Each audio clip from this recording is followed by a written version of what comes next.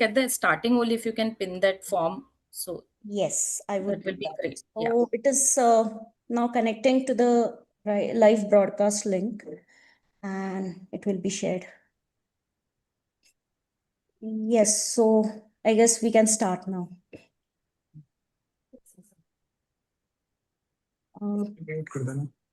Just if, can anyone let me know if we have started? Can you check on the YouTube as well? Yes. It started.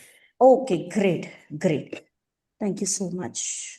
So, good morning to all our participants across globe, and a warm welcome to all our partners joining from our 4 regional hubs and 16 countries within Smart Campus Cloud Network. I am architect Durga Kamath, project leader at Green Terre Foundation SCCN Smart Campus Cloud Network. Today is June 5th, 2026, World Environment Day. At SCCN, we don't treat this as a day of awareness, but we treat it as a day of accountability. As someone who works daily with a global network Hello? You have to switch off the mic, Abhijit.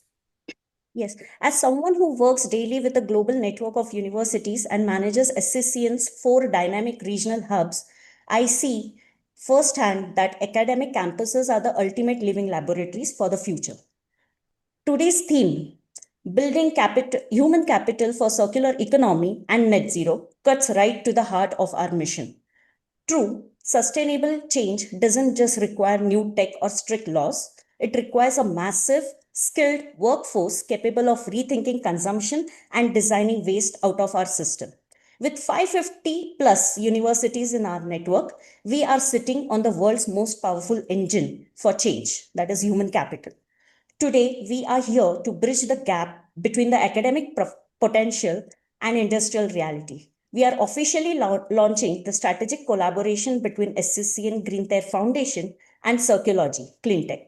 Our goal is simple: to turn every campus into net zero lab and every student into a leader of circular economy. Let's begin. We aren't just celebrating World Environment Day, we are architecting the human capital, the actual people skills and mindset that will run the circular economy. So buckle up, drop your thoughts in the chat box, and let's dive right in. To set the global framework for our conversation, it is my distinct honor to introduce our keynote speaker. He is former director of UNEP and a recipient of Nobel Peace Prize citation. More than that, he is visionary leader steering the youth towards sustainability and net zero. Please welcome Dr. Rajendra Shende, founder director of GTF, who will speak on the circular economy decade, why skilling is the missing link, focusing on how university serves as ultimate binding constraint for building India's circular workforce. Dr. Shinde, floor is yours. You're on mute, so. Very much delighted. Namaskar to everyone. And very happy to be here with the young entrepreneurs, the university student, professor, and number of others who are listening to us.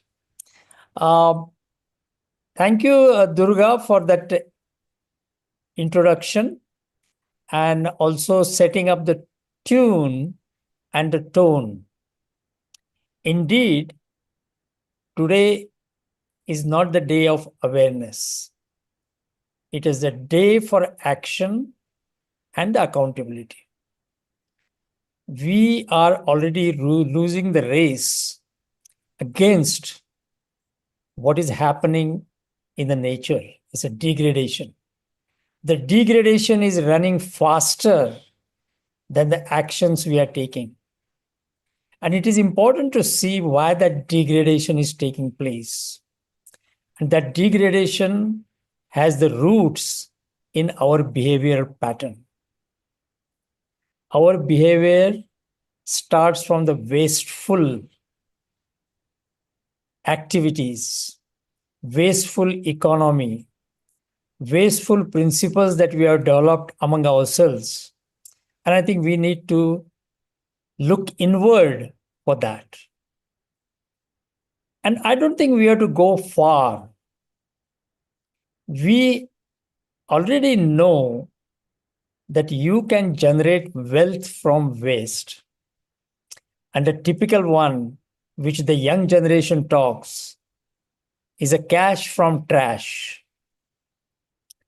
Knowing that we have an economic advantage of reusing, recycling, and reducing the use of whatever we consume, we still not able to do what is needed to be done.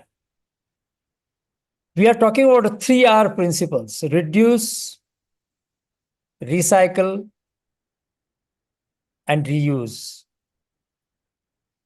Then there is a 5R coming up. We say first is a refuse, which is a behavioral change. Refuse what you don't need. Don't be greedy. That's what our great Mahatma Gandhi said. Don't be greedy. Refuse. Then to reduce the consumption, use whatever is adequate to do it. Then you reuse it by repair. And then they repurpose it. Maybe instead of throwing it, you can do something else from it. If there is a bag and it is not useful for us, the bag can be used for another purpose. May not for filling, but maybe for wiping, maybe for something else. And then there is a recycle. Today, I want to add, knowing that we are partnering with Ciculogy, I want to add sixth R. We talked about 5R: refuse, reduce, reuse, repurpose, and recycle. I want to add a sixth R, that is a research. And friends, I'm not talking about a research in laboratory. I'm not talking about a research in pilot plant, but research literally researching our minds, researching our behavior, which does not suit today on the 21st century, mainly because of the rate at which the nature is getting degraded.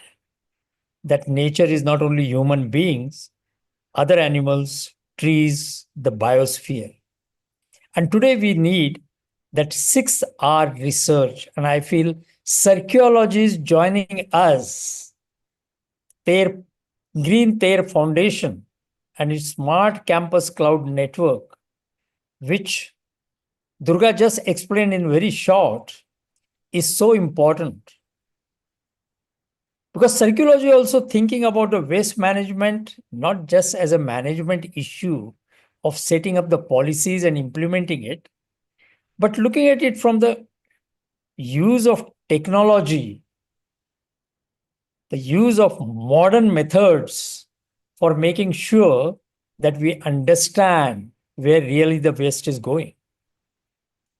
So there are stakeholders. Waste is not just consumer and the recipient. There are other stakeholders in it. The consumer, the collectors, or even before that, segregators, collectors, and then the other operations start about reuse, repurpose, recycle, and the value addition of it. And that is very important part of it, which I think the university campuses today need it.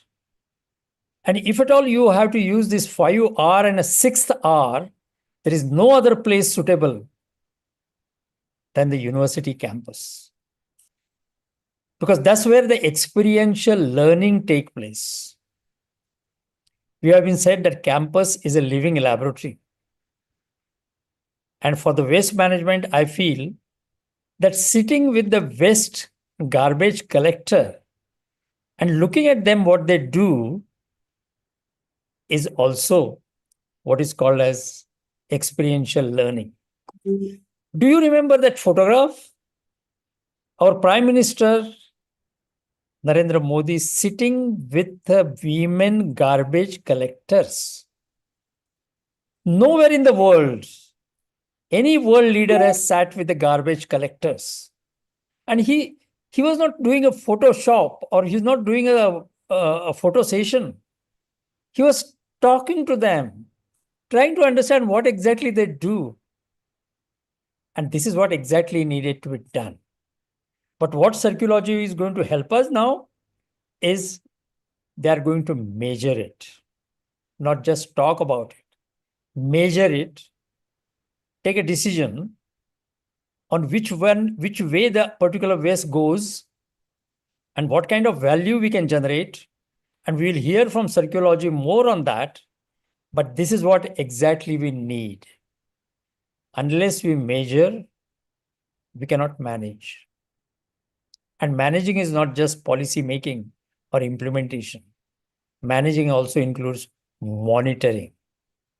So if our aim is a zero waste, then we have to see that the graph of waste should move towards a zero. It cannot just keep on rising. Today, the world is producing 2.1 billion tons. We are just 8.5 billion people. But we produce 2.1, maybe 2.5 now, billion tons of the waste, and is easily going to reach 5 billion in a decade or so. But remember one figure which Indian government has released, that by managing the waste, by creating a value of it, and by dedicating ourselves to circular economy, we are going to add in our GDP $2 trillion. Today we are somewhere around $4 trillion. Adding that to $3 trillion, we will not be only the Viksit Bharat by 2047, but we will also be Shashwat Bharat, sustainable Bharat. Because we are creating the values out of the West. This is what nature has taught us. So we are going back to the nature which we were taking as a guru 250 years back, before Industrial Revolution. And I think we have to come back to that. I think today's day, as Durga rightly said, is the accountability day. We have today, every day we should be seeing how much value we created by the waste minimization. And this is going to be done with the technology which Ciculogy brings on a table. I think I will stop there and look forward to the views from the university, views from Ciculogy, and also looking forward to the formally joining the hands with Ciculogy for creating experiential learning on waste management in the university campus. Thank you very much. Namaskar. Jai Hind. Thank you, Dr. Shende. Now our vision requires a vehicle. If Dr. Shende just gave us why behind the circular economy, the next segment will answer how. And I see the incredible potential in our students every day, but I also see the innovation gap, that space between a university degree and a real world industrial impact. Moving ahead, I would like to share the vision of binding commitment. It is my absolute honor to announce the official strategic collaboration between the Green TERRE Foundation's SCCN and Ciculogy. But before we put pen to paper, let's look at the future we are building together. So allow me to play this short video.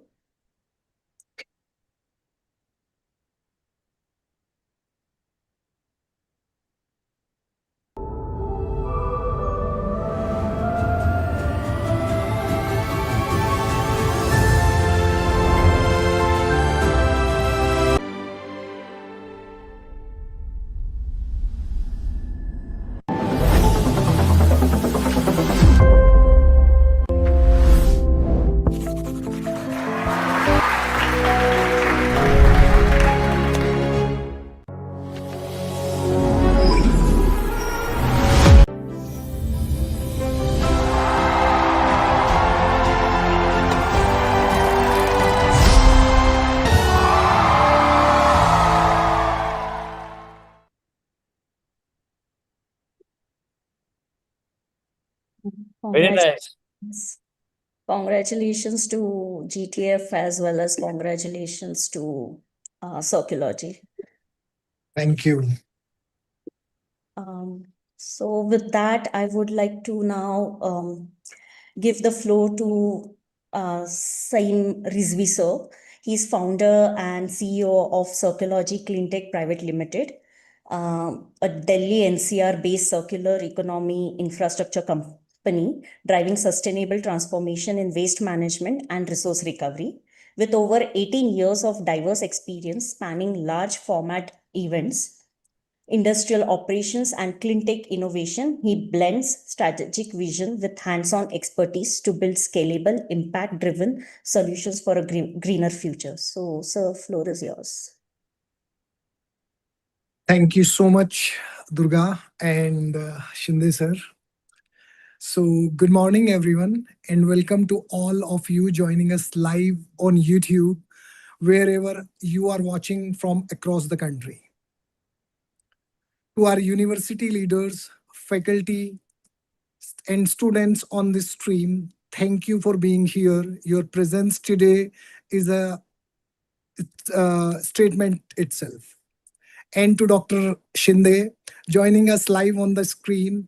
Dr. Shinde it is a privilege, a man who negotiated the Montreal Protocol, who served at the highest level of UNEP, who has spent a lifetime turning global commitments into ground level actions, and who still ask every single day, what are we doing for young people?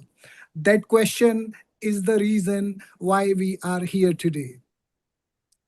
I want to be honest with you about where Ciculogy comes from.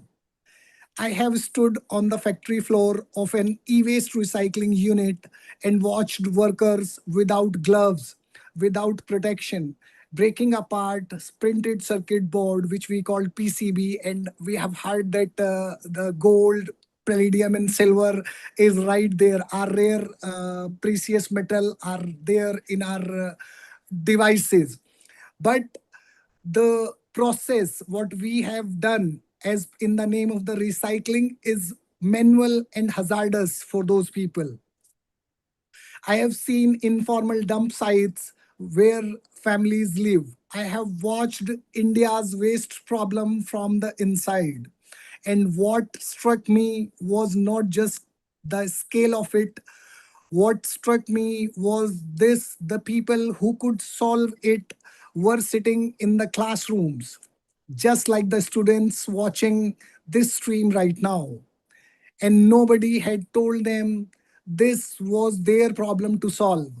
Nobody has shown them there was a career, a real, meaningful, well paying career waiting on the other side of this challenge. That gap is exactly what today is about. So what we are announcing, Ciculogy and Green Terre Foundation are formalizing a partnership to bring structured green skilling and net zero campus programs to educational institute across India. Not even India, wherever Green Terre Foundation has the collaboration across the globe. This is not a guest lecture series. This is not one day workshop. This is a credentialed curriculum backed program, the Green Job Readiness Program, covering urban mining, circular economy, EPR compliance, and green entrepreneurship, designed to produce graduates who are job ready for green economy that is already here. And it matters right now because solid waste management rule 2026 are in effect from 1st April. Plastic, battery, e-waste management rules are tightening day by day.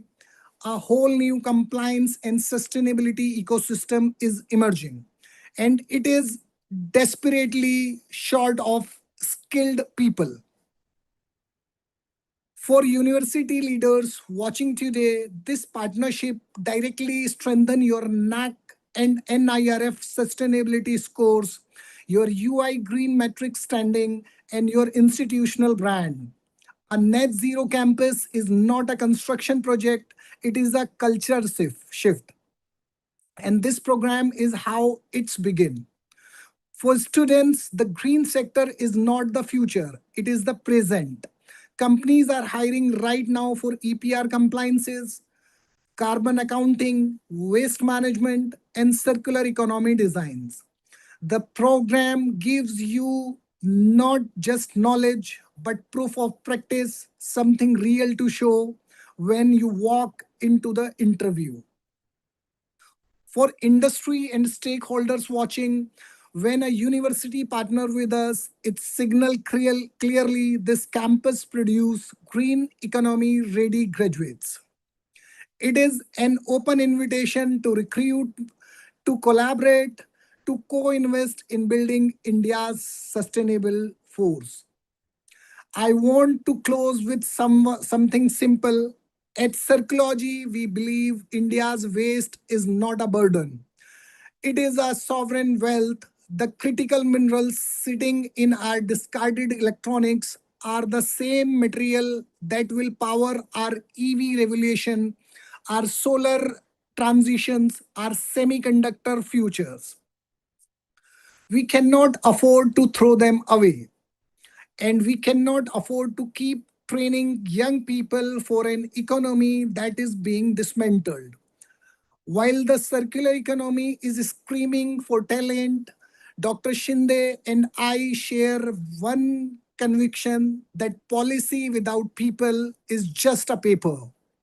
The real work of sustainability happens in the hand of young men and women who are trained, inspired, and given the tool to act.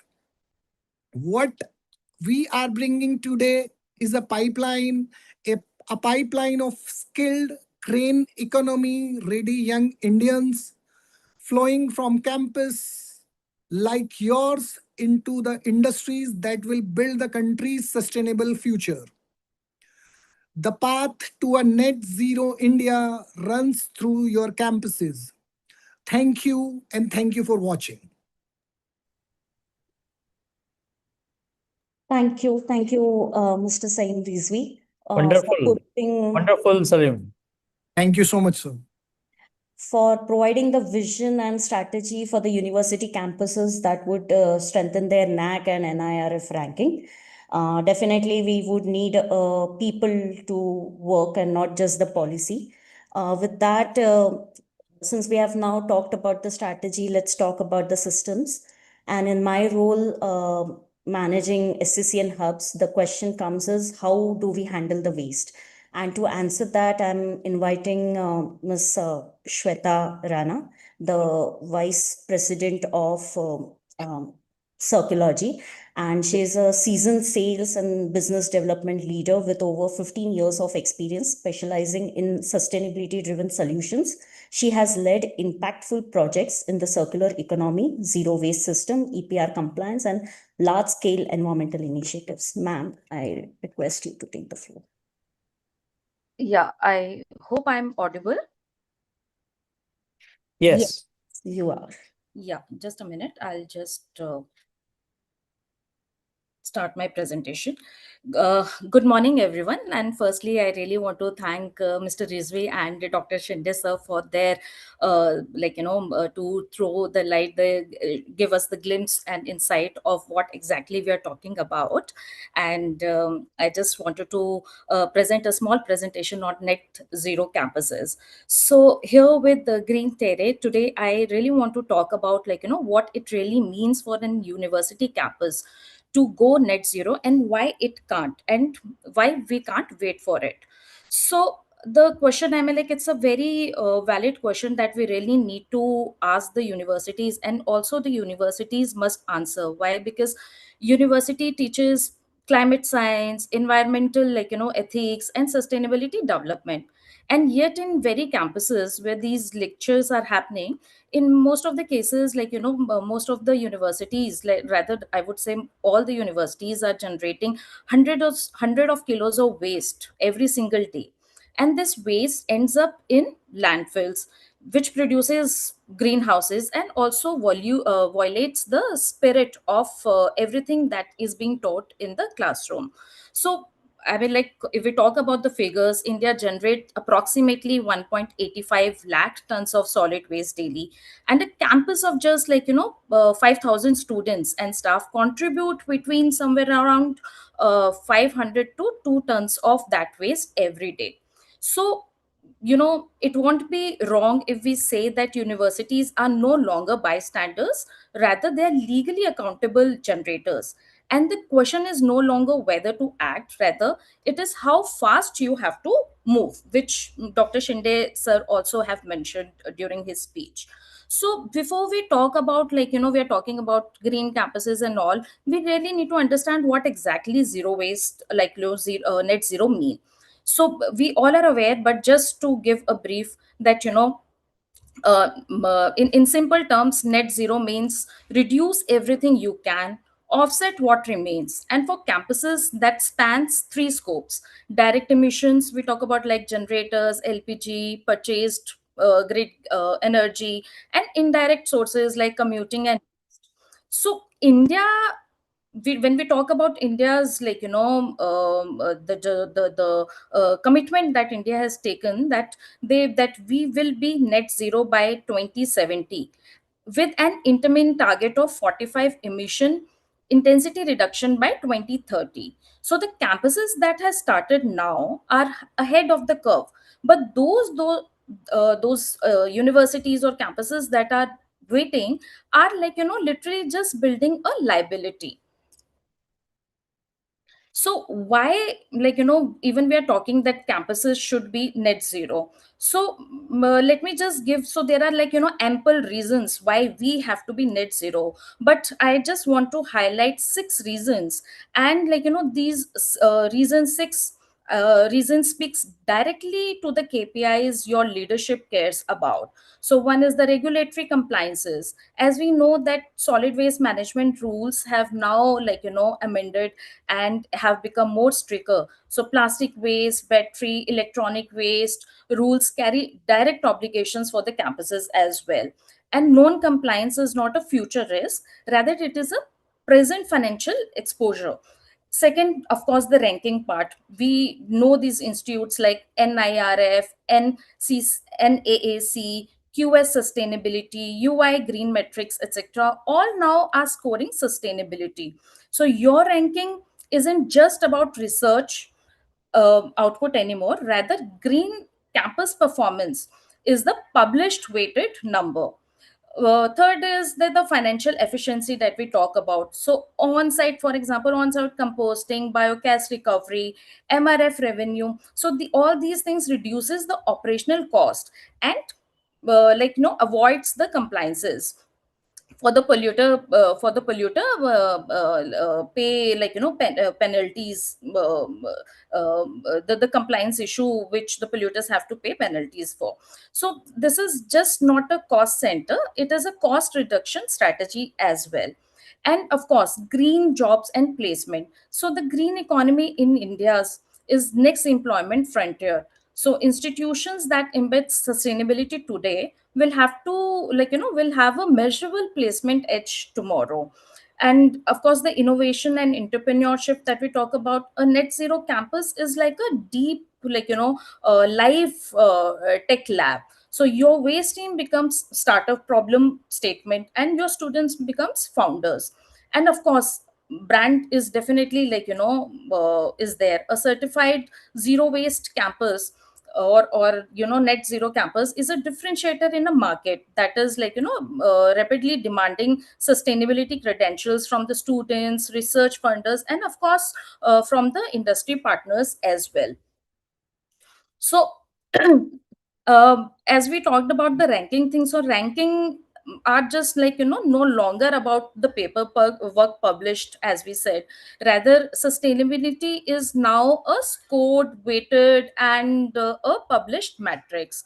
And the gap between the institutes that engage with it are those that does not and and the universities that are not doing it, they're just widening every cycle. So for example, like NIRF rewards green campus actions, NAAC scores it under criteria 4 and 7, QS has a dedicated sustainability ranking. And this isn't just a theoretical part, rather there are so many institutes like TERRE School of Advanced Studies, Nalanda University, IIT Khagarpur. They have already moving towards this and are being recognized for it at a global stage. So the institutes that begin this journey today will be the one with rank uplift in the next 2 or 3 cycles. So as we talked about waste management, so of course waste is one of the low hanging fruit.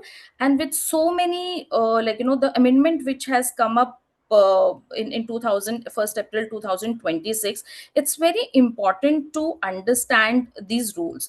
So if your campus meet any of these uh, three threshold, which is like a floor area having more than 20,000 square meter, water usage is above 40,000 liters a day, or if you're generating a waste of more than 100 kg a day, you come under a bulk waste category by this law. And most of the campuses crosses all these three threshold. So when we say what does that mean in practice actually, so basically the thing is you must, or all campuses must imply four stream waste segregation at every point of generation. You must register on a CPCB portal. So non registration is a punishable offense, and you carry end to end waste responsibility as well under EBWGR obligations. So you faces binding financial penalties if you are considered as a violator, or submit any false reporting or something like that. So of course, that's something which these rules are little stricter in this new amendment rule of waste management. So you just can't landfill your dry recyclable or wet waste or high calorific material. And also there is also saying that by 2032 at least 50% of your high calorific waste must be feeded into RDF processing. And by no means you can get away from these new rules which are being amended and incorporated. And we everyone, every university campuses, or be it any bulk waste generator, have to follow it. So the question, we really can't put this question, that the question is not simply that you whether you should be just a compliant just in a only in writing terms. The question is how do you how you are compliant efficiently and with minimal disruption and maximum return. So, and this is exactly where Ciculogy is built in to do. So as we say, why waste has become a bigger net zero lever. So for most of the Indian campuses or campuses across, organic waste is a single biggest greenhouse gas opportunity, I would say. Here's why. Because, and why is it so? Because methane, we all know, releases from the food waste rotten in the landfill, and it's like almost 80 times more potential than CO2 as a greenhouse gases over 20 years. So every kilo of food waste you divert from landfill to the on-site campuses, composters, it actually eliminates that methane entirely. And the compost that goes back into the campus garden, it closes the loop. And you know further, if you take a step further, this waste wet waste through this wet waste you can get a biogas digesters, generating cooking fuel or electricity, and directly, offsetting your LPG and grid power cost as well.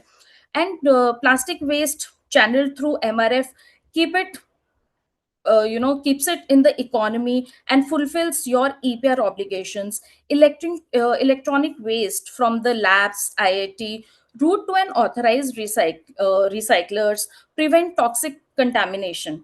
So, for most campuses, eliminating landfill methane from organic waste alone and in the larger, most achievable and most cost effective greenhouse emission reduction are available.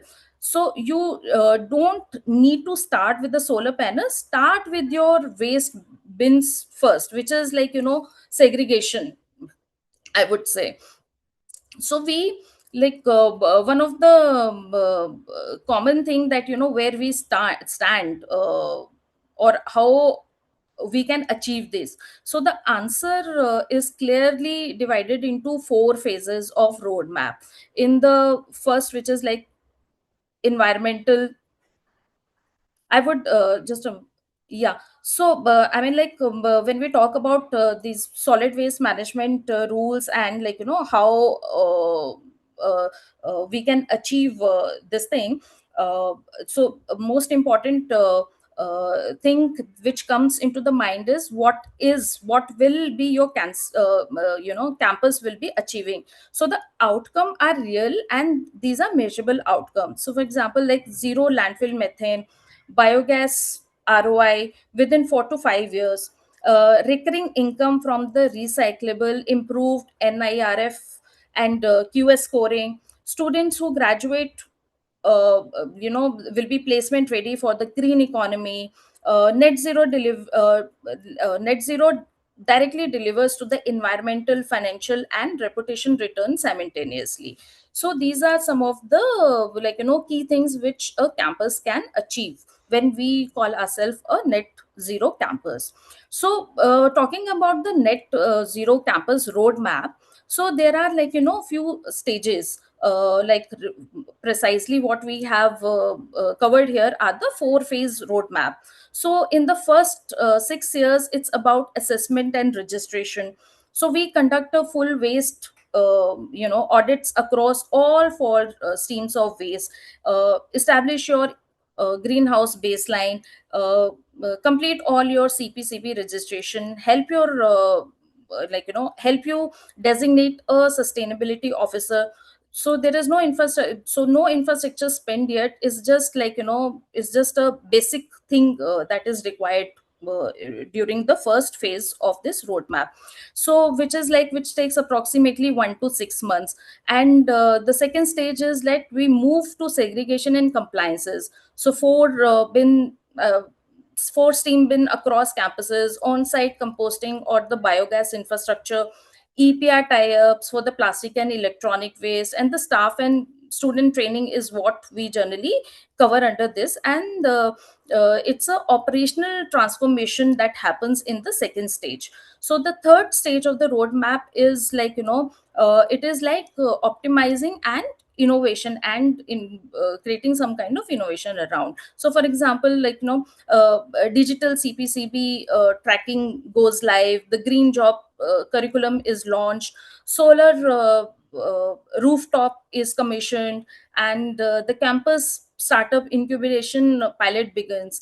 And in the fourth stage comes where when we have created a proper we have covered these entire first three stages, wherein we have implemented, we have recorded, and now we are ready for the certification. And zero waste, we qualify as a net zero campus, wherein we are qualified to apply for the certifications. Zero waste to landfill is achieved under this in the fourth stage of the roadmap. GRIHA and NAAC green audits happen during this fourth stage. SB SIDBI certification also can be take place in the fourth stage. So this path is clear, and these timelines which what we have mentioned here, they are very realistic. And you, like, you just don't talk. It is a complete journey what it shows around this roadmap. So as we talked about the journey and also, I just wanted to highlight how uh, Ciculogy can support your campus. So Ciculogy, we what we can do is we can deliver this end-to-end waste audits, solid waste management 2026 compliance perks, on-site composting, biogas infrastructure, our green job readiness program, AI powered, our compliance dashboards through uh, EPR sensors, and full certificate support is what, and the ranking support is what we offer to our to the campuses and for all bulk waste generators. So I mean, like, we can definitely say that we are just not the consultants who hand you the report and leave. Rather, we will help you in building, creating a roadmap for you, which we discussed and in detail, and also will be your implementation partners for the same. So green job is something which we really wanted to talk about, because we all know that India needs somewhere around 35 million green jobs by 2047. And this is just not a projection, it is a policy target backed by national green hydrogen mission, and the net zero commitment, and also the circular economy agenda. So the campuses that train for it now wins on the placement, partnership, even the prestige, I would say. And our green job readiness program, co-powered by or rather I would say co-developed by Green Terry Foundation and SCCN, uh, under the leadership of Dr. Shinde sir. We train the students in urban mining, circular economy, and climate career. So with the live campus audit as a capstone. So before, I we are open for the question, or we just close this presentation. I just wanted to ask you a question, a simple question that we know that every campus is at a different point of journey, and some of you have already begun this journey, and some of you might be in a verge of starting it. So what matter is that you know where you stand.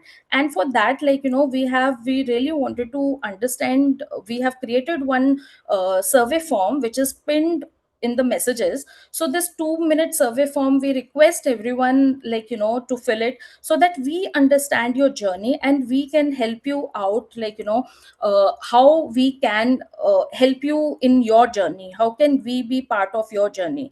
So this net zero campus survey is pinned in the chat, and we really request, during the meeting or something, in between or after that, if you can fill that form, it will be really great. And with this, I really end the presentation here. Hello. Yes, yes. Thank you, Ms. Shweta ma'am, for the clear and necessary wake-up call on the new solid waste management rules. It's a clear that net zero isn't just a buzzword, it's a series of practical, smart choices and about waste and resources. You have given our campus leaders a lot to think about, a lot to think and regarding the new waste management rules. To dive deeper into the operational blueprint of these changes, I'm now passing the virtual microphone to our panel moderator, who will lead our feature panel discussion. To welcome him, he's a powerhouse in India's sustainability and deep tech ecosystem, bringing 25 years of vast experience spanning consulting, government advisory, and venture building across more than 25 countries. A former KPMG professional and a trusted director level government advisor, he has spent a decade diving the startup mission in Uttar Pradesh and shaping regulatory frameworks at the intersection of policy and innovation. Please welcome the co-founder and COO of Ciculogy Cleantech, Mr. Abhishek Tiwari. Sir, the virtual floor is yours. He will be joined by multiple stakeholders' perspective, that is Dr. Rajendra Shinde, Mr. Sain Rizvi, and Dr. Mohit Pathak, who is an assistant professor and finance and accounting at IMI Kolkata. To introduce also Dr. Mohit Pathak, he is Assistant Professor of Finance and Accounting at IMI Kolkata. Dr. Pathak holds a PhD from Symbiosis International University and specializes deeply in corporate governance, corporate social responsibility, and ESG disclosure practices. He brings the exact academic rigor and financial sustainability framework we need to understand the true cost and value of going green. The floor is to the panelist.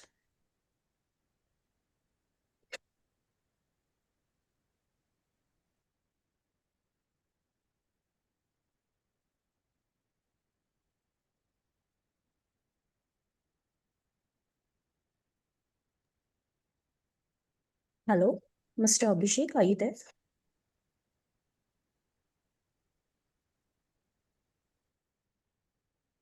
Hello everyone, am I audible? Yes. Hello sir, very good afternoon, good to see you again. Namaskar. Good morning. Good afternoon. Yes.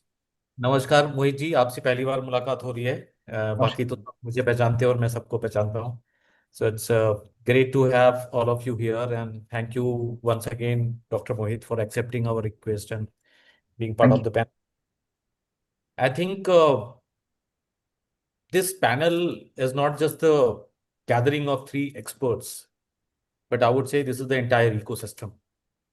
We have Dr. Shinde, who has been at the forefront of policy making, not just in India, but globally, has been at the helm of UNEP and many such great initiatives, which are not just relevant in the local context, but they are global in nature.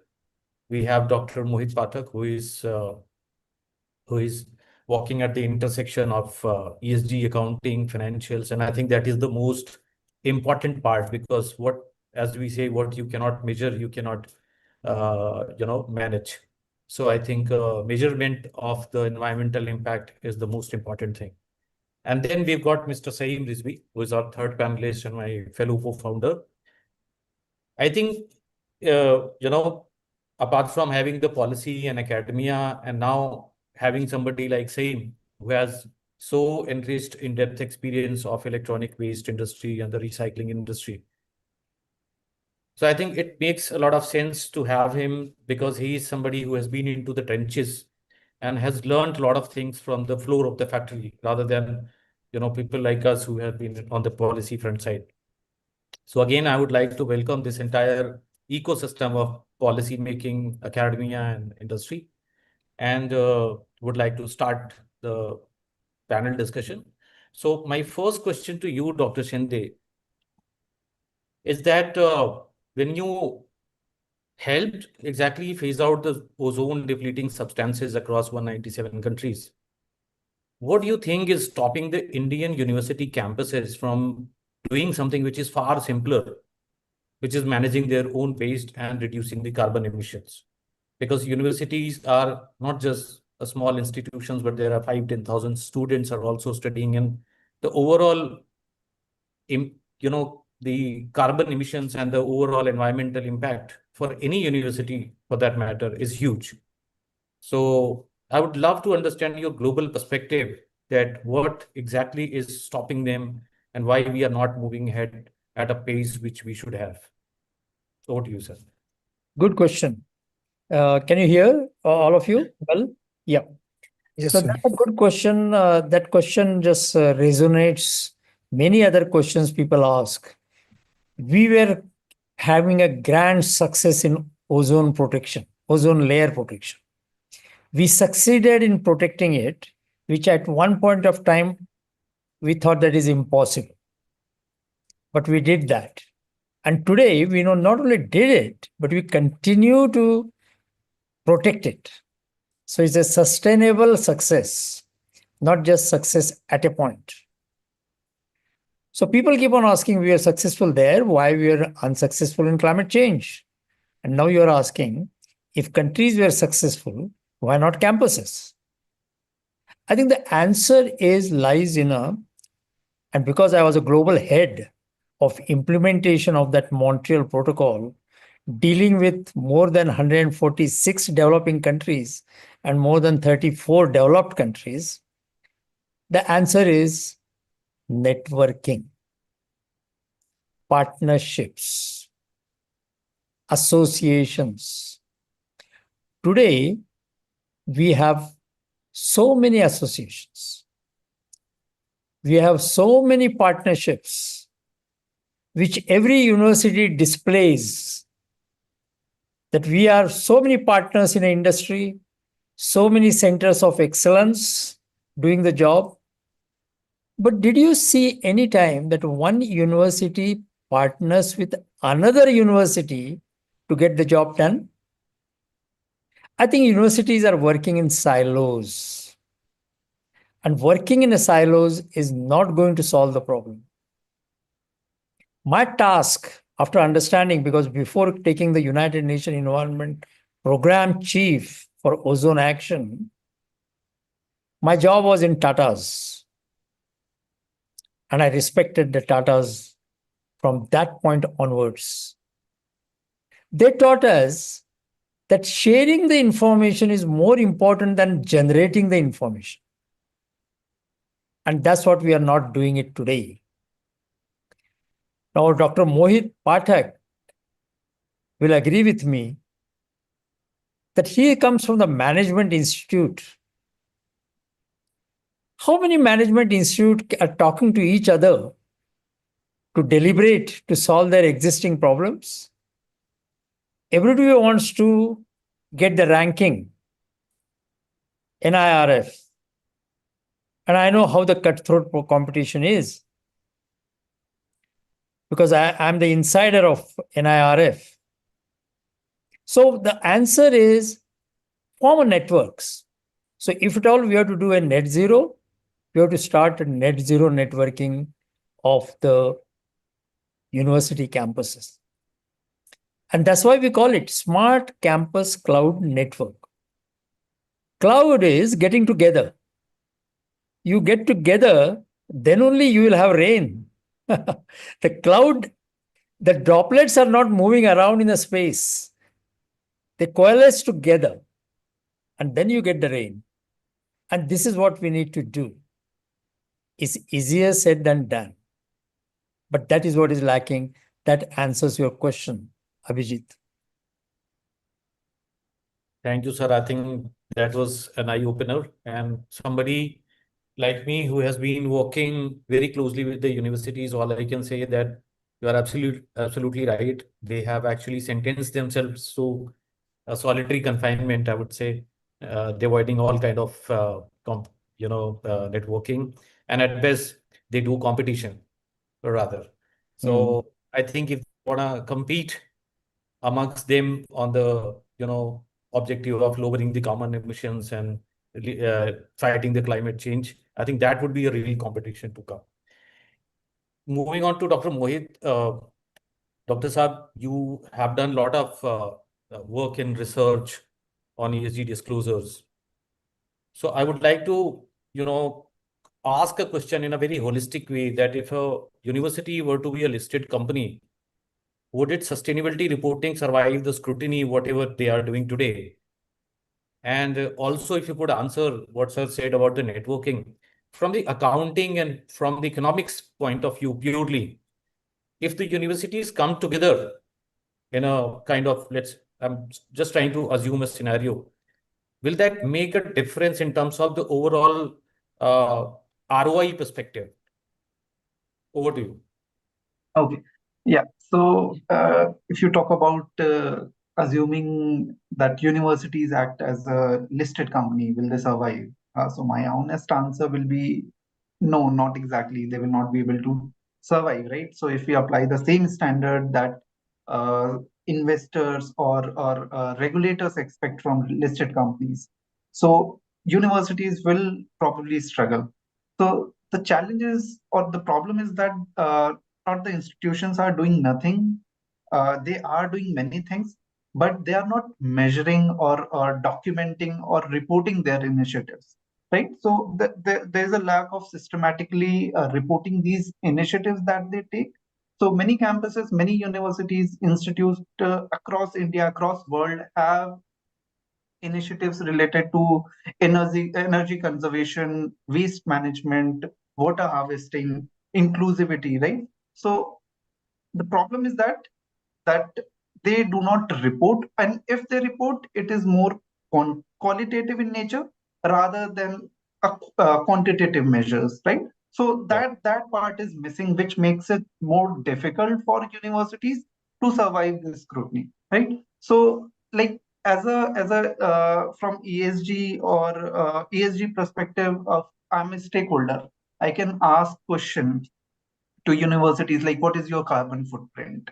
Uh, how much waste you have diverted from the landfills, what percentage of your total energy consumption come from the renewable sources. Many universities will not able to give me a answer in measurable terms. They will say, okay, I have done this, we have done that, we have initiatives, but we need some numbers, right? If you are talking from the point of view of reporting, and as you mentioned, in accounting, we ask for the numbers, right? So that part is missing, that universities are not documenting, they're not measuring.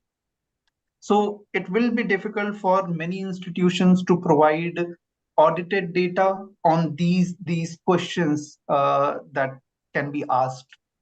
So my view is that universities should move beyond this compliance-oriented reporting and adopt a framework which is for sustainability and which is also recognized globally. So that framework is required for the universities to adopt and report as per the framework. And that is one thing which is missing from most of the institutions across the world, right? And the second question that you asked about networking, collaborating, universities talking or institutes talking to each other, how they can measure or they can reduce the carbon footprint. I think that part is important, and many universities in a way do that indirectly, because I'm in academics, we do research, we collaborate.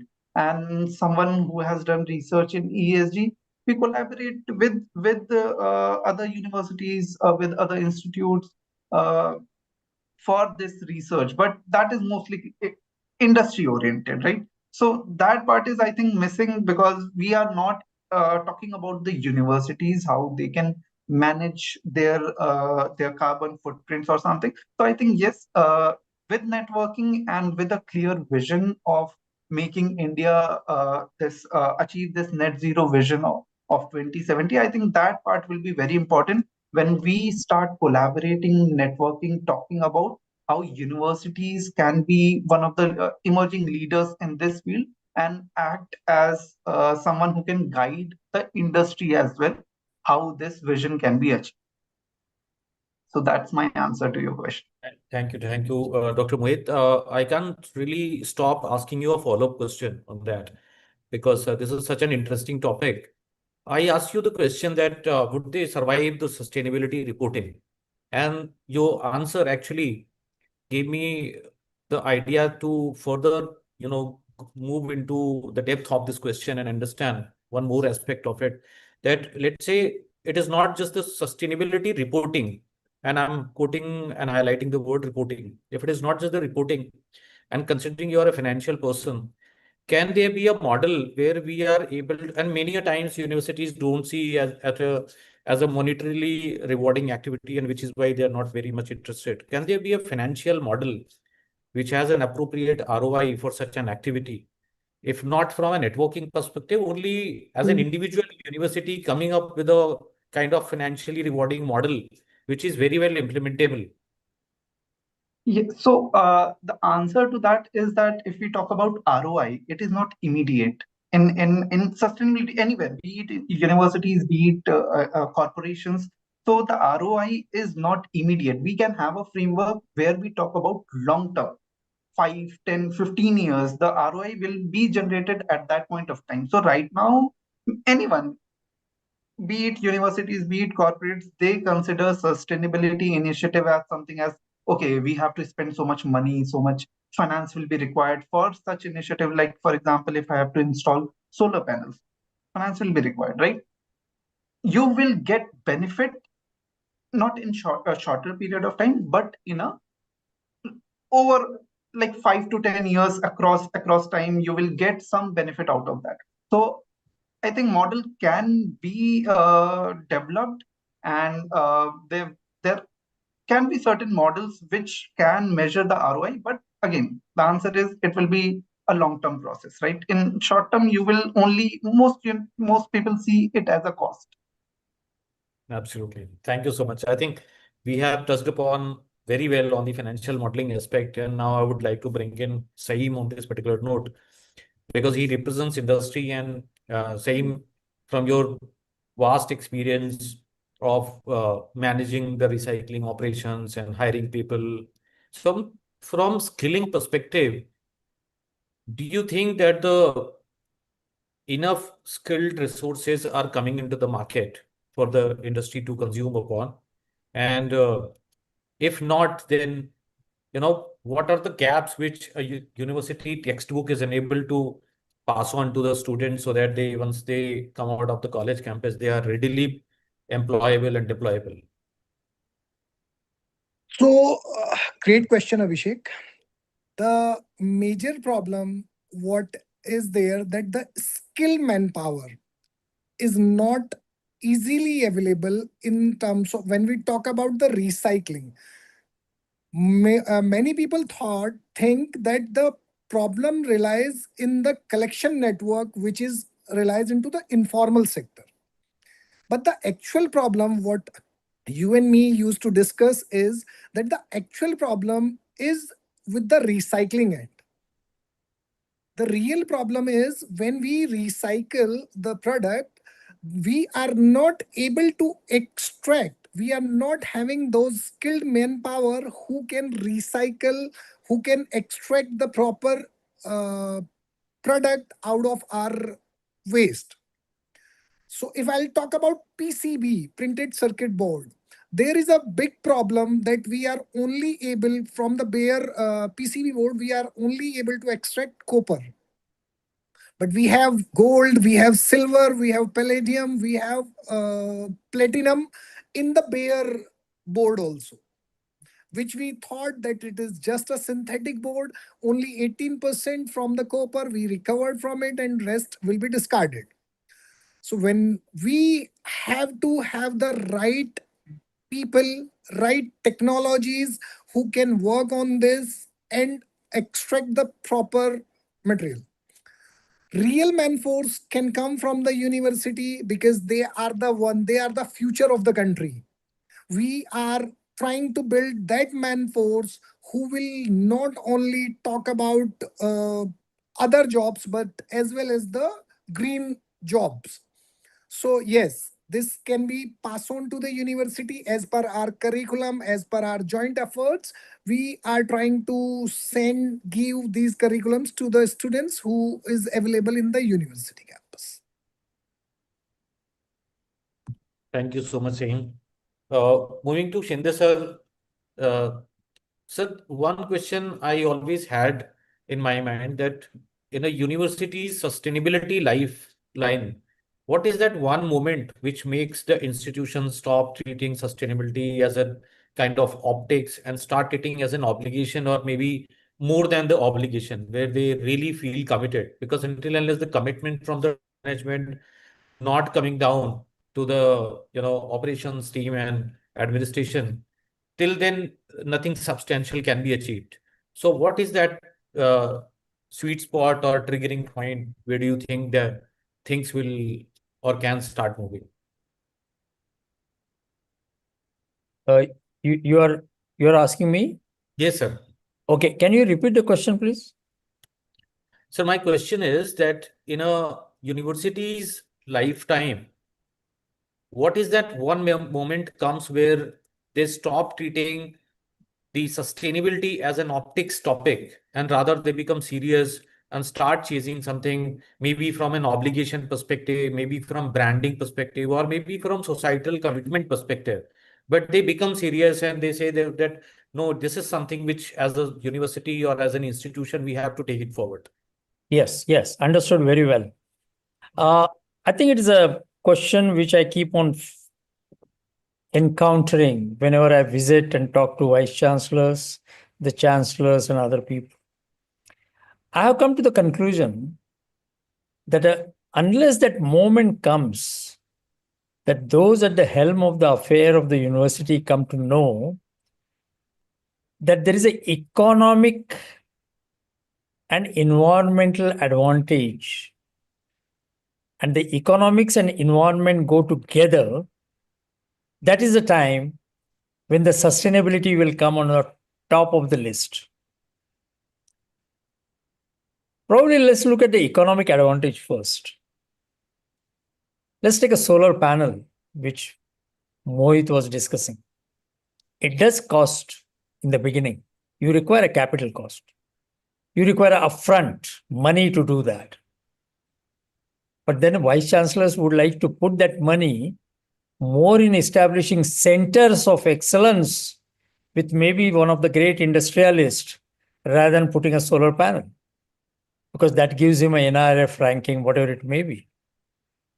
But if tomorrow he comes to know that he can put centers of excellence, provided he has adequate money saved from his existing operations, then he will start doing it. And the solar panel is exactly that.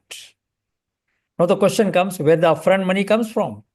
There are now a gang of investors coming up, because solar panel cost has come down by 90% as compared to what it was a decade back.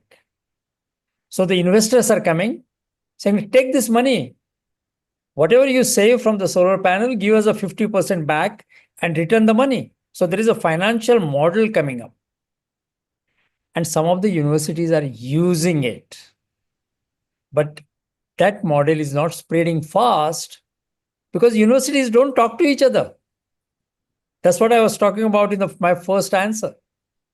So there are a number of innovative things coming up. So tomorrow, to look at Saim, who was talking about, let's say, electronic waste. If tomorrow you come to know that electronic waste collection and giving it outside the campus, then you give a sigh of relief that it has gone. Instead of sigh of relief, if he comes to know that he is going to get back some money out of it so that he can buy a better technology products, the new generation of things, of computers, then I think he will. So we need to set up such examples of economic advantages to the universities, and they don't exist. Our universities are busy in admissions, exams, degree certificates, and following the criteria of NIRF, which not necessarily provide such kind of messages. So I think the economic advantages are more important. And then if they say economy and ecology, they go together. And again, for that, there should be some kind of an example of that. And I think this is where the things are. I can continue on my answer, but if you have any specifics on that, I would be able to tell you. Because when ecology and economics come together, I think the scope 3 emissions, they really get targeted and reduce if the vice chancellors and the administrators start understanding it. And again, probably the policy makers at the education ministry should drive this issue and tell them how it is important that economics is on our side when we do 3R: reduce, reuse, recycle, that kind of thing.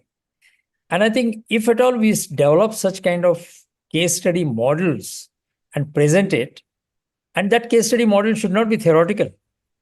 It should be done somewhere in the universities. Then I think we are at the what is called as a moment of change. Thank you. Absolutely, sir. If, I think yes. yes, just one point, if I can add to what Dr. Shinde just mentioned about the economic advantage, doctor right? Rohit मैं आपको सवाल पूछ लेता हूँ, आप उसमें add कर देना बिकॉज अच्छा, because I okay, no okay, okay. What you are going to mention. So बिल्कुल जो डॉक्टर शिंदे ने कहा मैं वही पूछने वाला था आपसे, which is why I thought कि let me ask that and add it. तो सर ने मेंशन करा about NIRF and rankings and largely my personal experience I have also seen that lot of institutions look at the basically their driving criteria is either the placement or the admission or the rankings. Mhm. So from your discussion and while you are answering and adding to sir's points, you could also answer that how much, ranking points are they leaving on the table by not following the environmental, initiatives. May not be complete carbon neutral campus they want to achieve, but even certain aspects, because I know for sure that environmental piece is very much part of these rankings. Over to you, sir. Yes, as in the previous presentation, which was given by Ms. Rana, she answered actually this question that in NAC and NIRF, there are points for these sustainability initiatives, right? So she Right. mentioned the criteria 3 that for research publications, there are points. She also mentioned, I think, criteria 4, which is for the infrastructure, for example, like having green campus, energy efficient building, solar panels, water harvesting, and also she mentioned criteria 7, which give points for for the institutional values, how environmental consciousness is embedded in the institutional culture, right? So all these points are looked upon by the NAC for when they are uh, giving or when they are giving accreditations or approvals, right? And same way, NIRF also is not exactly looking at carbon neutrality, but there are some parameters, not as much as the NAC. For example, in NIRF, there is also points for research and publications related to ESG, any activity which is related to outreach or inclusivity. There are points, but there is one more point which is not directly associated with sustainability, but it could be one, that is the perception score, how your stakeholders perceive you, right? So there are scores or there are points for that perception as well. If you have a higher perception, if you're perceived good by your stakeholders, by other institutions, then there is also points for that based on the survey that they do, right? So I think if institutes who are emerging as like if I can say sustainability leaders, right? If my institute has emerged as a sustainability leader, it will be looked upon as like positively, basically, right?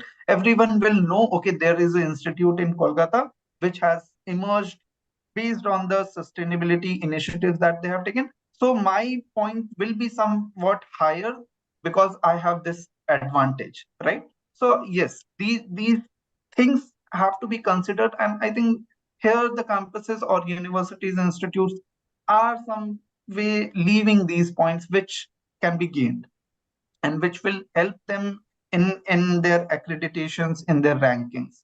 And the point that I was adding to Dr. Shinde was related to the economic, which was not exactly related to the NAC and NIF rankings, but it was when Sir said that institute look upon these initiative as cost, as expense.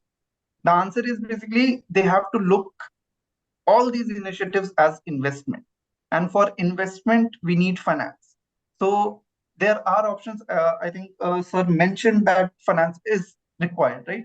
And there are people who are ready to finance greenish initiatives. There are banks which have which give loans on reduced interest rate because that money will be utilized for some green initiative, right? I think that is how institutes can leverage and think it as investment rather than as expense.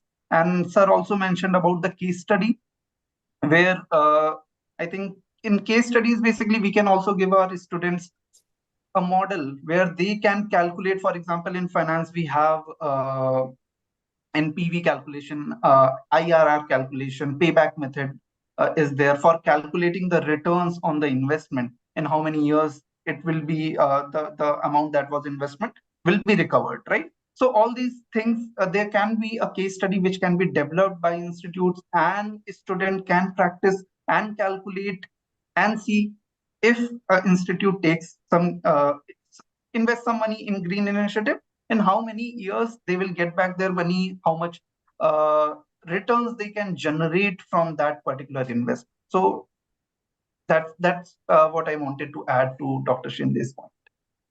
Hey, that's a very valid point, and I would like to add a couple of things here. And Shinde sir, my personal experience when I was driving rather driving, when I was drafting the first startup policy, I brought in the concept of center of excellences, and also I provision different kind of incentives for the incubation and innovation ecosystem, primarily because none of the educational institutions were interested in driving the innovation incubation ecosystem because it was not financially rewarding, and most of the students were still vying for the jobs rather than getting into the entrepreneurship. So it was very difficult to convince them that how do you create a separate infrastructure site, you carve out some space, you give some technology or some furniture fixtures for the people or the students who are interested in driving some kind of entrepreneurship. And there, I think public policy role uh, comes very important and handy, that I was able to introduce. I did a kind of primary consultation with all these universities and academic institutions, and I found out that what was the sweet spot where, uh, you know, when you mention subsidies up to a certain point, they are able to meet their annual expenditure. So we came up with a figure that if this is the figure, if they get, they will be able to manage their expenses. And that's where they became comfortable. And then I introduced that, okay, your basic expenses will be met by this, but I'm also introducing a concept of center of excellence where I will give you 10 crore, but it will be a matching grant. So if you are able to successfully drive the incubation center, then we can move into the center of excellence where you bring in 10 CR, maybe in cash, maybe in kind, and we give you 10 CR. So total project becomes 20 CR. And then we are able to deploy a lot of deep tech technologies, servers, other things, so that this entire ecosystem can thrive. And that worked. It took me around 2, 3 years to drive everything. So I think from public policy perspective, I would be very happy to join hands if Green Terry Foundation is doing something, or we can probably deliberate. But I think what I am gathering from your discussion and Dr. Mohit's discussion is that we have to somewhere go back to the policymakers and lobby for a very favorable, amicable policy for the institution, so that we could drive this entire thing in a particular direction.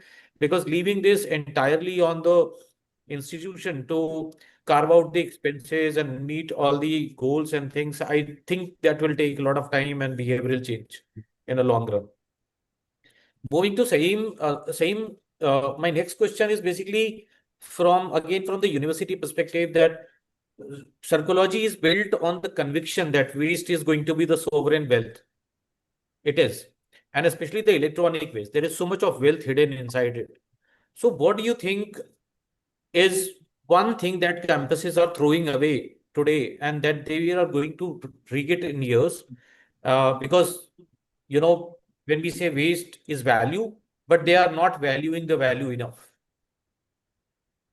It is very interesting question, Abhishek.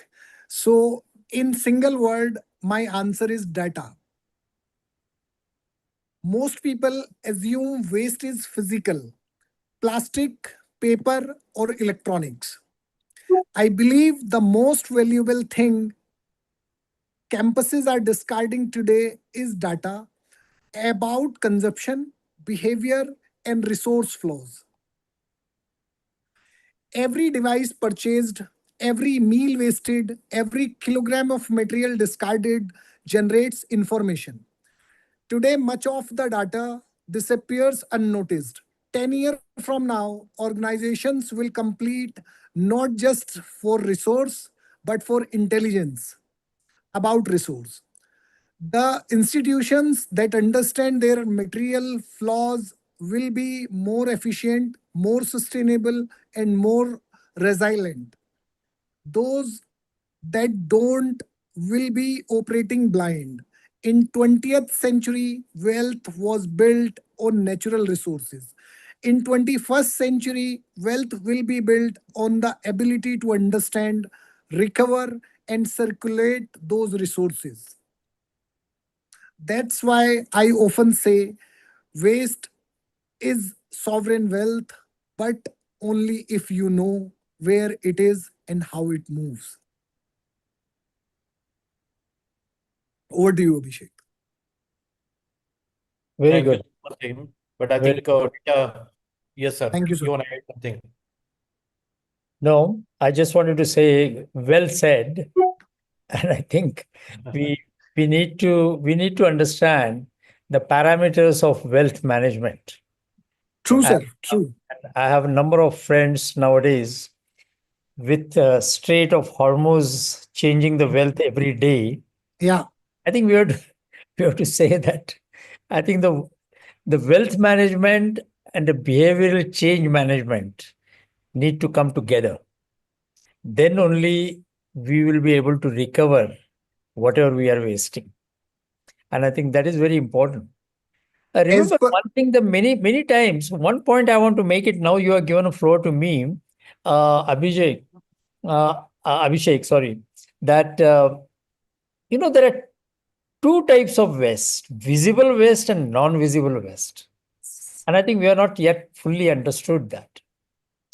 And non-visible waste, and I'm not going to give a lecture on that now, but it comes from our behavioral pattern. And just to give you a simple example, we talk about all IT technologies, tech platforms, and digital platforms. And Durga is busy in developing a digital platform for real time online monitoring of emissions coming from water, from waste, and all those things. Okay, but there is an invisible wastage of money and energy with the data centers. They are not coming from the data center waste. They are not coming from the data centers which are gone useless and thrown away. They're coming, there is a wastage when the data centers are working. And I think that also need to be attacked. That's all. I think I'm opening up another one. I think the time is short, so we probably can take it up later on. Yeah. yeah. Sir, all I can say is that as of now, very well said that data centers are a threat, but people are so excited about AI that they just wanna not talk about it. Yeah. Well, it doesn't go in the interest of the discussion. So, sir, I think that last round we will do in the interest of time.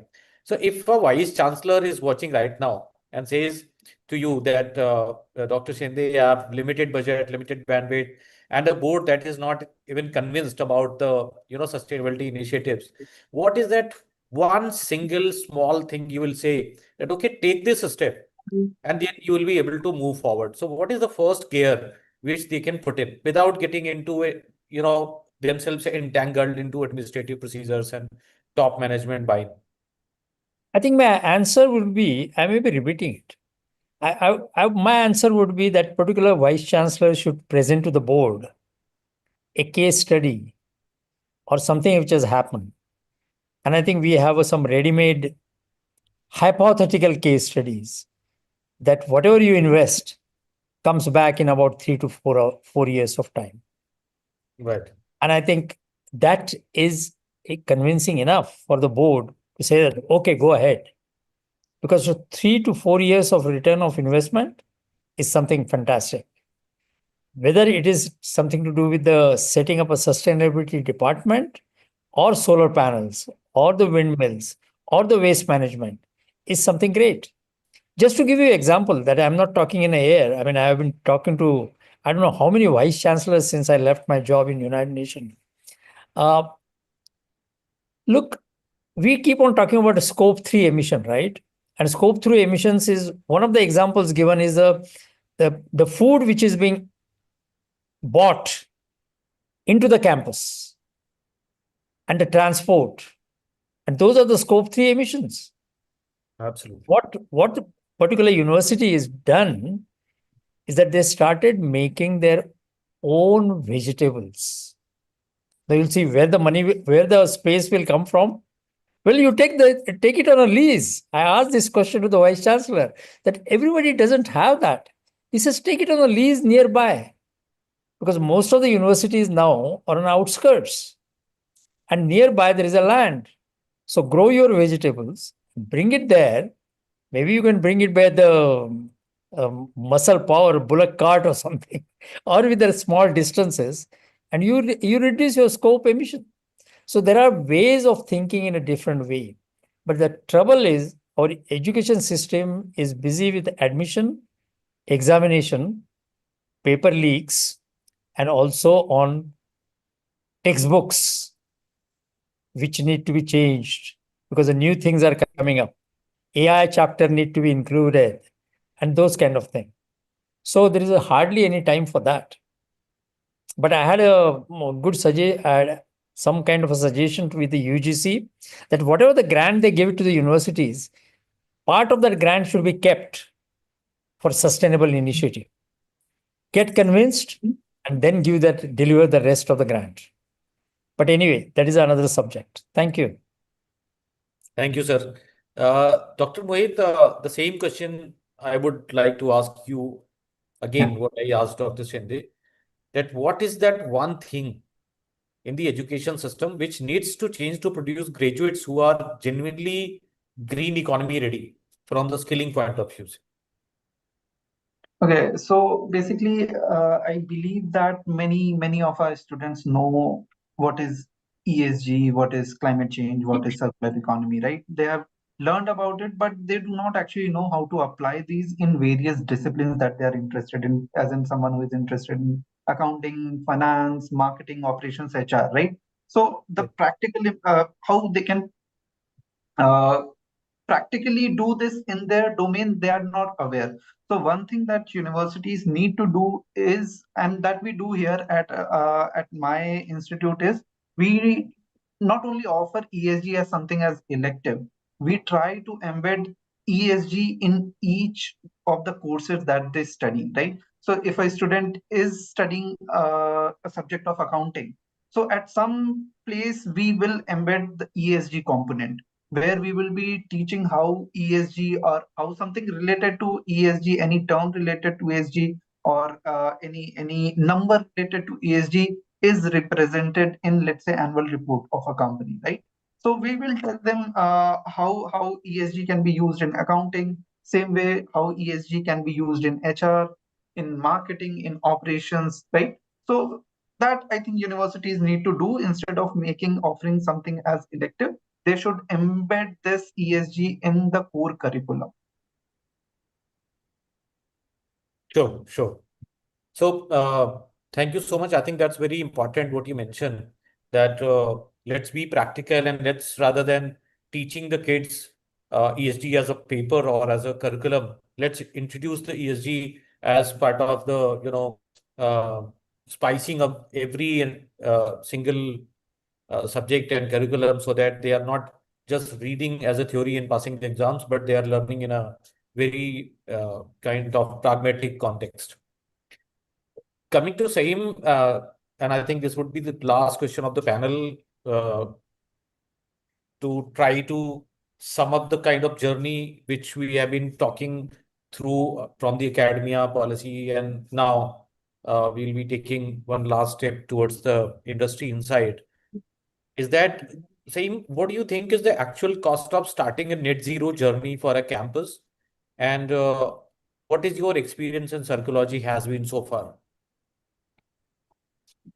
So, when you talk about net zero campus, so there are multiple ways to achieve that. It is not a one-time thing. It is actually a journey which we need to maintain, and which we need to have implemented. There should be a behavioral change in the system inside who is there a part of this. So, as Dr. Shinde rightly said, that the management has to have to look this on a way that this is a mandate, this is a need of the hour what we talking about.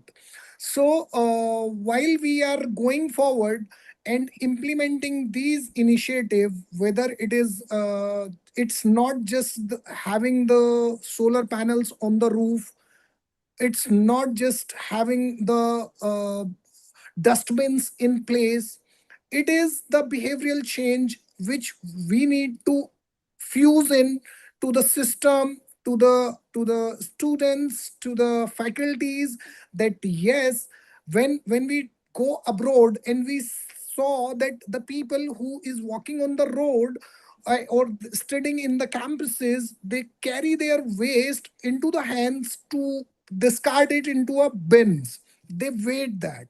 So that is the behavior, and being Indian citizen, we also follow that. So it is a behavioral change which we need to infuse the certain things inside the premises of the university as well as inside us also. So yes, that's the major shift we need to do. Thank you, Saim.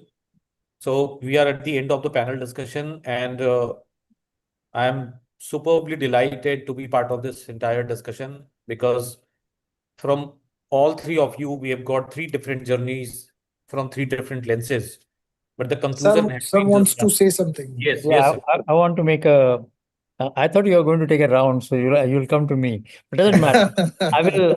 I just wanted to tell you that my experience is Sure. when you talk about net zero, the first step is data collection, and I think VCs and the staff are well equipped, enthusiastic, and they start collecting a data. After collecting a data, we ask them to analyze it in order to find out where you will put your priority. That things get slowed down. And then when we say prepare a roadmap for net zero, then there is no progress. So that answers your first question, Abhishek. The second thing which I wanted to tell you is that, well, unless there is some kind of an compulsion from the government that look, net zero is not an option for you. India has to achieve net zero by 2070. And probably if the disasters start coming up in a big way, I'm sure our government will prepone, will advance that schedule. Because most of the European countries are talking about 2040, 2045, China talking about 2060, we are 2070, and we will do it. In fact, we are under the present government, under the leadership of Modi, we are doing much better. We met all our targets, which we gave last time as a nationally determined contributions years in advance. So that has given us a sort of a strength. So I think that the students, the faculty, and the organization like us should be getting that look, we can do that job much earlier. And how we can do it that earlier? Because there is an economic advantage. Well, economic advantage is not only in terms of GDP or how many trillions you put into it. Look at the employment. They're talking about waste management itself will generate 10 million jobs by 2050. Only waste management. Imagine the net zero, the kind of jobs it will develop. And today, the India needs 8 million jobs every year. And net zero has not only waste management, it has a water, it has a energy, it has a transport, it has a canteen, it has a food. I mean, net zero itself can provide the jobs to each and every young people. And we are not looking at that kind of an what is called as a disruptive ideas about it. That's all I wanted to say. That there couldn't have been a better sum up to this entire panel discussion. Thank you so much for detailing it out, and I think concluding in a beautiful manner. And we are looking forward. The more we listen to you, the lesser it feels because of so much of vast experience you have. And we all are looking to work under your guidance and learn from you and take instructions and then move in the right direction. But I think very well said that this is something which is the need of our, and Government of India has already shown the commitment and the uh, kind of delivery execution, which it has showcased. So I think that this is something which can be achieved. It's just that we need some policy level push. We just need some more strong commitments coming from the government, and things are going to happen. And then we are there as execution and ecosystem enablers. I think we will do our bit, whatever is to be Yes. done. So let's make our MOU something live and go around to make sure that the waste management is not a waste, right? Absolutely, sir. Okay, good. Great, sir. Thank you so much, everyone. Once again, I think it has been enlightening discussion on carbon neutrality and green jobs. So I think carbon neutrality on campus is not just a sustainability initiative. It is becoming a strategic imperative with ranking implications, financial implications, compliance implication, and above all, a profound implication for the students who walk through the university gates every single day. The MOU which we have signed between Ciculogy and Green TERRE Foundation is our commitment to making this practical, not just theoretical. And at the end, I would like to say, if you're a university leader, if you're a student watching this program, we would love to hear from you or your thoughts and capture them on a Google form, which we have already pinned in the chat right now. So please, it will take just a couple of minutes. Please do fill up that form, show us and the part of your journey which you have been taking thus far, what you have done, what you plan, and how you are taking the initiatives in terms of the green job readiness for the students who are going to walk out of your gates. So thank you once again, and thank you, Shandi sir. Over to you, Shweta. Yeah, Durga, actually, yeah. Ji, Durga. Thank you. Thank you to Mr. Abhishek Tiwari for leading this entire panel discussion, and also to the panelists for their brilliant views. As we come to the end of this special webinar, we want to ensure that the momentum built here today translates into immediate on-ground impact. And I would like to request to our 550 university members, as well as the other universities from 16 different countries, and to our regional hubs in Latin America, in Africa, in China, and in India, do translates into immediate on-ground impact. And I would like to request, yeah, sorry for the glitch. So I would request all of them to please um, start this action of net zero audit in your campus by skilling the youth. Our agenda is to skill the youth, to build the human capital, and that is what we will be trying with the help of Ciculogy to achieve this, to execute this in the university campuses. Thank you. Thank you to the Ciculogy team. Thank you, Dr. Shende, and thank you to all my colleagues who have helped me to bring up this event as a success. Good. Thank you. Thank you. Thank you, Shweta. Thank Thank you, Thank you Abhishek. so much, sir. Thank you so much, sir. All Thank you very much.